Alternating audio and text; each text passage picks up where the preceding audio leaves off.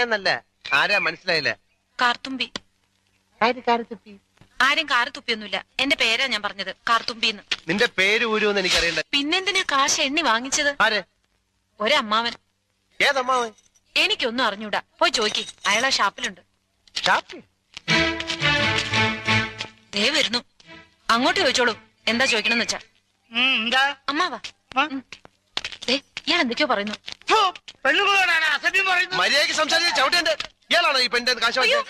അമ്മാവൻ കാശൊന്നും വാങ്ങിയില്ല. പറഞ്ഞ അമ്മാവൻ കാശ് വാങ്ങിയത് പിന്നെ ഇയാളാ? ഇത് എന്റെ അമ്മാവനാ. പിന്നെ അമ്മാവൻ കാശ് വാങ്ങിച്ചില്ലെന്ന് പറഞ്ഞു. അമ്മാവൻ കാശ് വാങ്ങിന്ന് പറഞ്ഞത് ശരിയാ, പക്ഷേ ഞാൻ എപ്പോഴാണ് കാശ് വാങ്ങിച്ചത്?